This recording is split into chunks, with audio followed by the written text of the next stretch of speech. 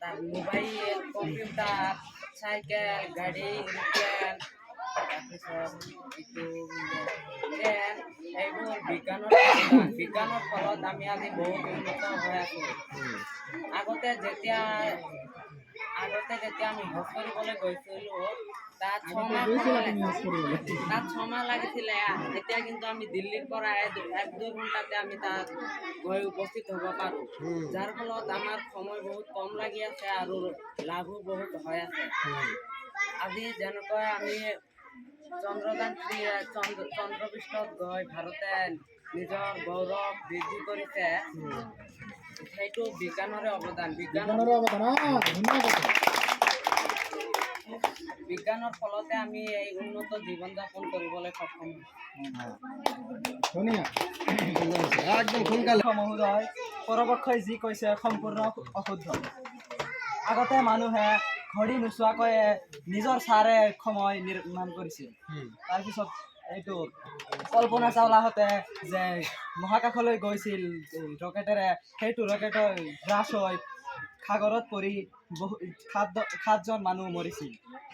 তাৰপিছত বিজ্ঞানৰ অৱদানে মানুহক বহুতো ধ্বংসৰ মুখলৈ নি গৈ আছে। বিজ্ঞানে মানুহক বহুতো অপকাৰ কৰি আছে।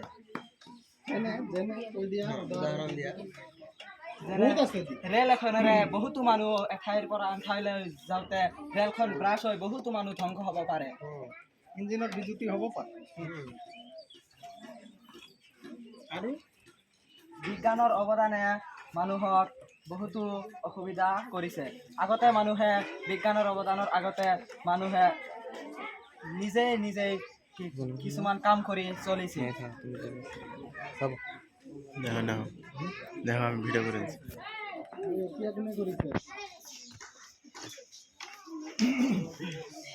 মেশিনে করেছে।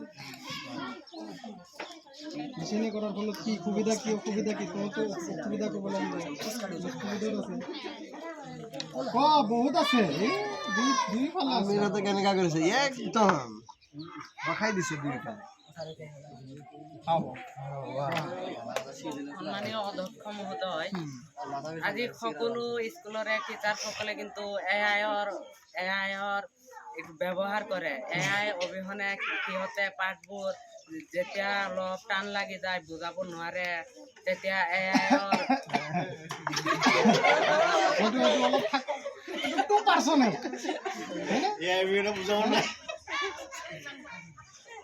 বেলেগ বহুত দিক আছে হয়নে?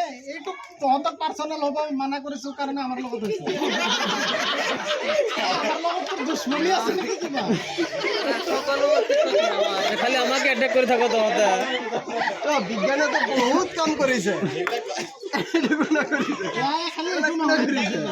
এভৰিথিং সেইবিলাকৰ কোৱা গোটেই বস্তু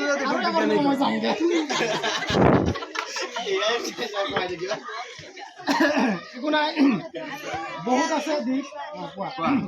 অধ্যক্ষ মহোদয়, বিজ্ঞান অবিহনে আমাৰ জীয়াই থকাটো অসম্ভৱ। বিজ্ঞান যদি নাথাকিলে হয় তেনেহ'লে আমি কিতাপ কেনেদৰে জ্ঞান গ্ৰহণ কৰিব পাৰিলো হয়। আচ্ছা, বুজি ল'ব লাগিব। বহুত আছে। বিজ্ঞানৰ অৱদানেই অৱদান আমাৰ গোটেই